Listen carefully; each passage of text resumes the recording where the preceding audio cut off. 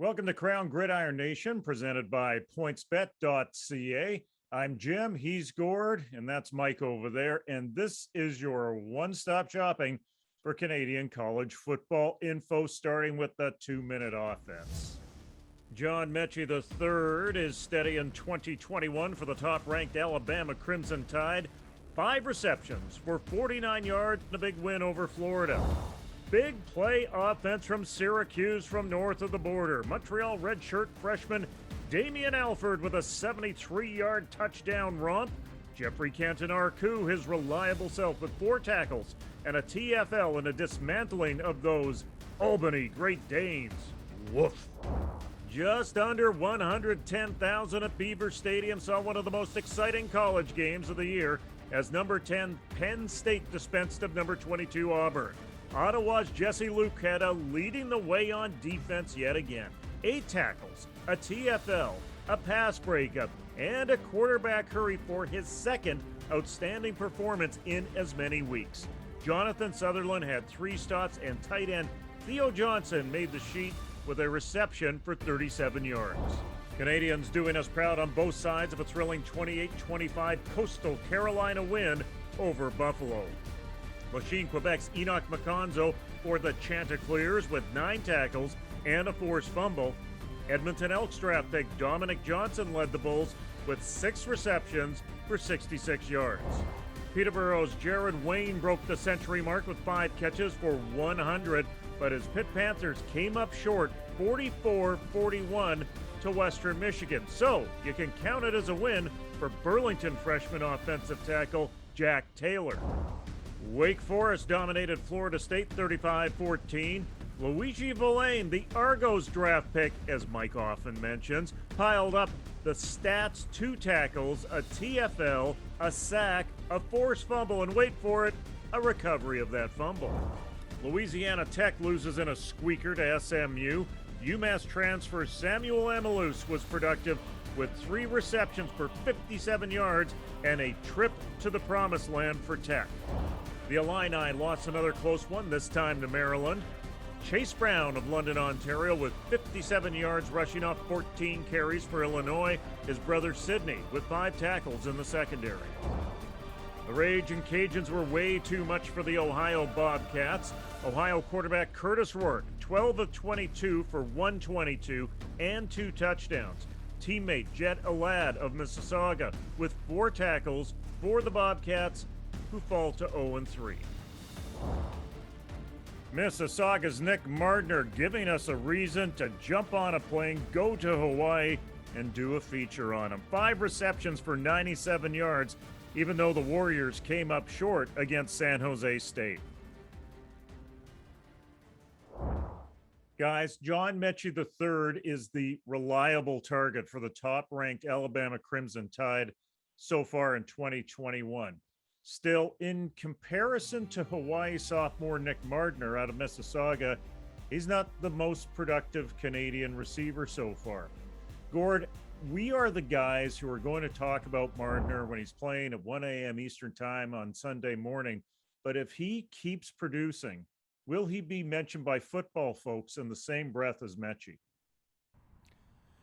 Yeah, that's a really difficult question, and I guess it depends on how deep you're going with football folks and how diehard they are. But the unfortunate thing for not just playing on the West Coast, but playing out in Hawaii, which is another 2 hours behind the West Coast for Mardner, is that there just quite simply aren't a lot of eyes on the Warriors, especially when they're not particularly relevant. And he also probably is going to suffer from the fact that they don't look like they're going to be strong this year.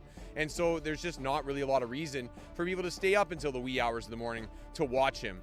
The other thing I think that works against him a little bit is that Metchie has a ton of prospect type around him, right? He's a guy that already have some projections that put him in the first round of the NFL draft this upcoming year.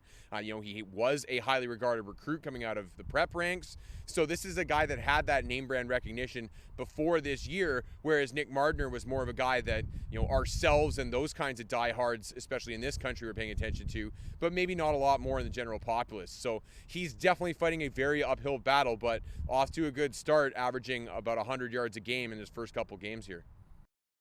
And with Mardner, I mean, he's playing for a school that for a lot of people, especially here in the East, we don't get a chance to see, as Gordy mentioned.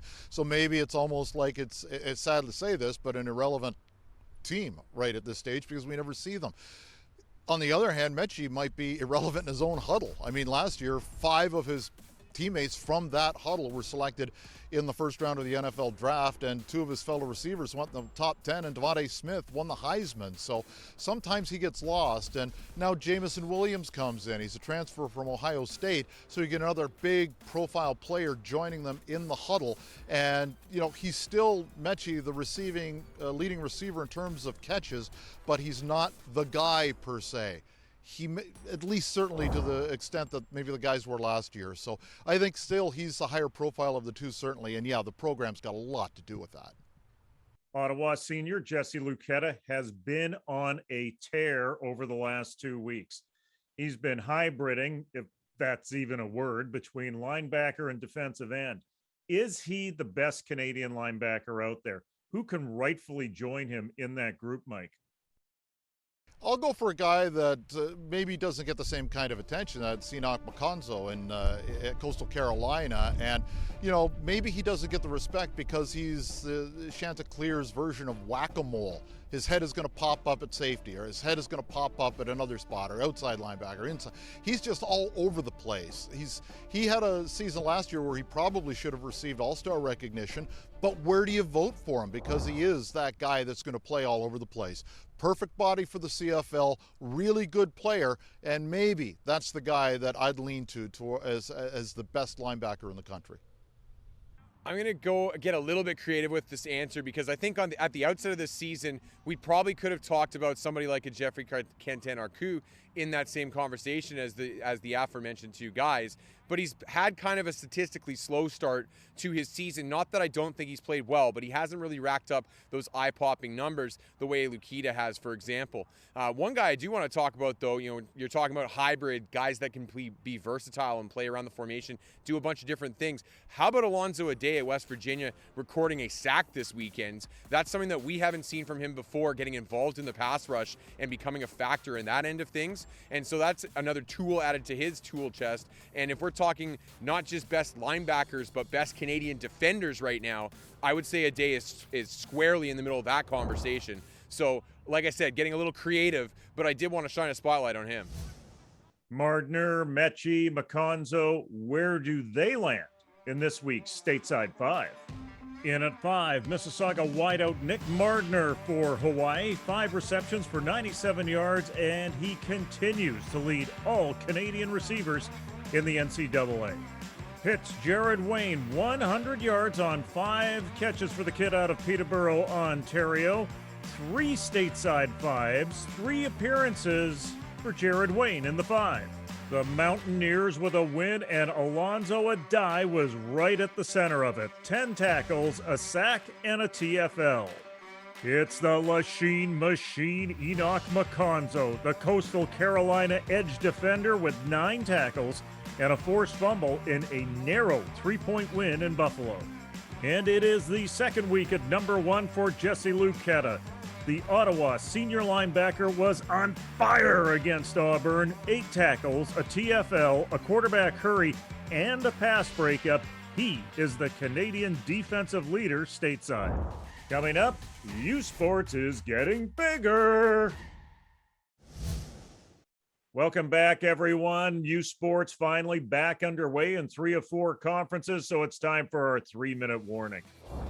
Concordia and McGill in the Shaughnessy Cup. Let's join this one with 8 minutes left, and McGill up 33-11.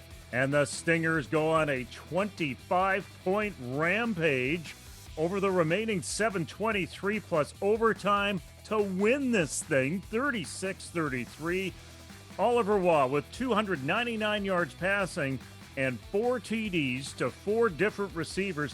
That is what seals the deal. The Stingers would wait 24 hours to see if they would remain in first. Laval, Montreal with some early offense. Thomas Bolduc leans back and finds Vincent Forbes-Montbleau to get out of the goalpost shadow, but that's about it in the first. To the second cue, Carabins start moving the ball. Freshman quarterback Jonathan Senecal deals to Bertrand Boileau. Towards the red zone they go. Then Senecal would finish it off with Carl Shabbat, who surfs the convoy for 15 yards to pay dirt. Touche Carabin. Later in the second, Laval on 3rd and 20. Vincent Blanchard sells the Butterfingers. He meant to do that because he departs on the Rouge et Or's longest offensive play of the game, all the way to the Carbs 1. From there, Bolduc sachets in for the major. The teams would be tied at 10 at the poutine break. In the third, here's Montreal's special team reply, the onside punt. Jeremy St. Cyr plays it like a fly ball while Laval's cover team gazes on in awestruck silence. It led to another Montreal field goal. Montreal down by 1, 16-15. Have to mention this guy, Hassan Dosso, who was killing the Rouge et Or all night. 11 catches for 140. It gets Montreal set for another field goal, which is good, and the Blue Guys are up by 2. Now, you remember that running punter for Laval, right? He was also 3 for 3 on field goals until this, a miss for a Rouge. The Carabins win by a digit, and Laval slips to 3rd place. McMaster and Western. This one looked close on paper, but that's why they play these games. Close through 3. It was 17-13 Mustangs. Then the Purple Pony stampeded. Trey Humes led the way on the ground with 182 yards on just 14 carries. Keon Edwards, the money guy, 174 on the ground, and he found the end zone 3 times. It is the Trey Ford Waterloo watch. He went 18 of 26 for 206 and a TD, added 57 on the ground with a pair of tutties. Good day for the Warriors. X at SMU.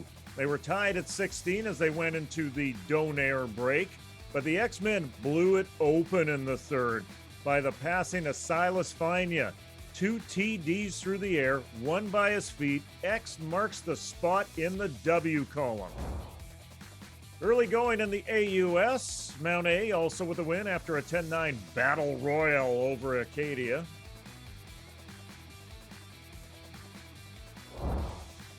Not a great day in the nation's capital in the OUA East.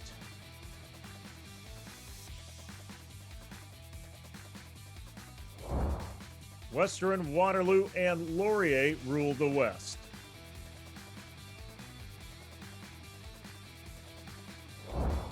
And who had this on their bingo card? The Stingers in first place in the queue after week 4.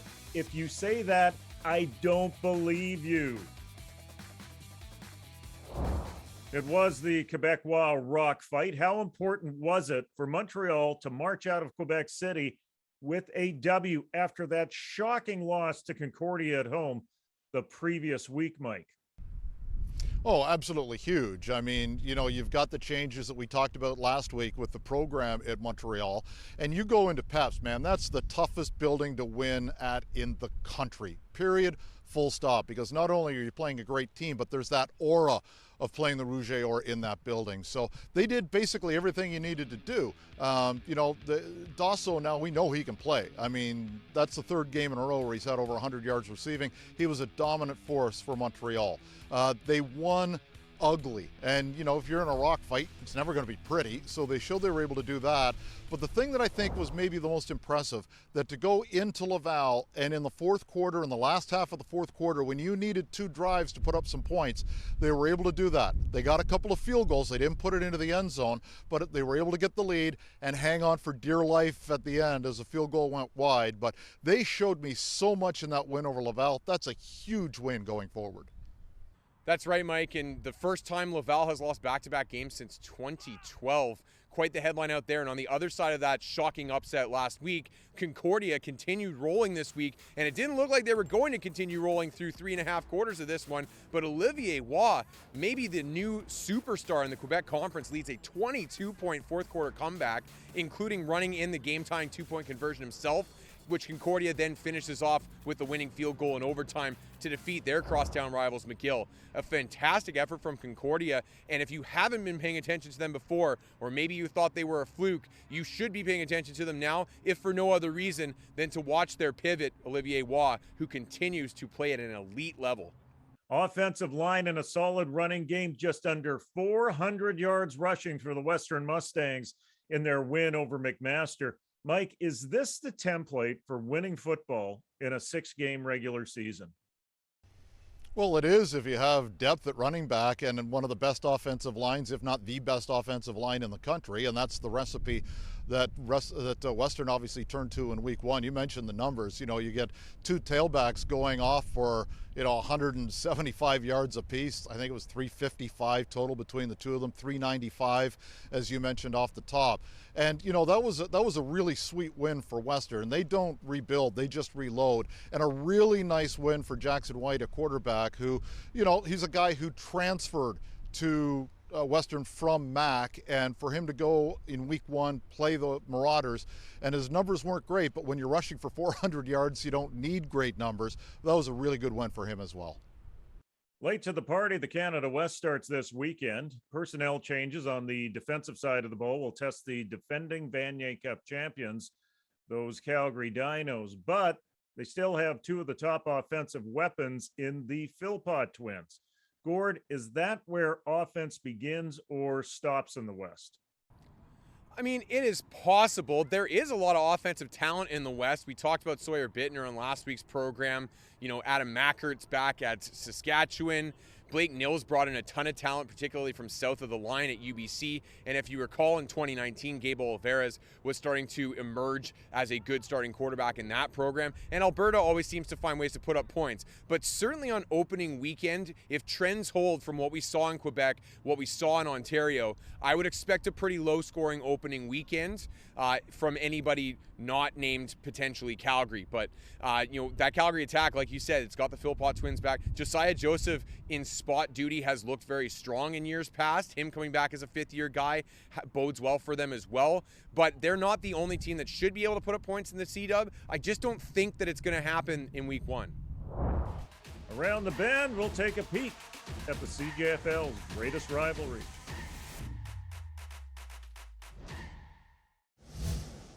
The Regina Thunder are undefeated, and the Saskatoon Hilltops are on a 2-game losing skid, thanks in part to Regina backup quarterback Zenon Orobko, who came off the bench to put together the winning drive.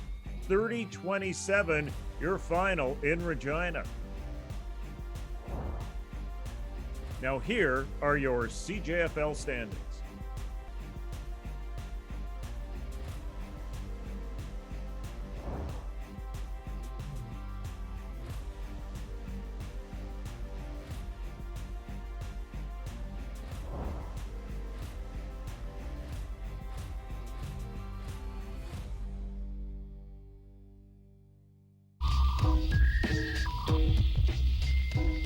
What do we want to know heading into this week, Gord? I'm actually going to cheat on this question just a little bit, and I'm going to ask 2 questions what I want to know. One is, can Boise State bounce back to open conference play? They have been in 5 straight Mountain West Conference championship games. They had a tough non-conference slate, and they enter into this game against Utah State with a 1-2 record against the undefeated 3-0 Utah State Aggies. This is a big rivalry for Boise State, and if they're going to get back to that Mountain West Championship game again this year, they're going to need to start up on the right foot, hopefully led by Isaiah Bagna.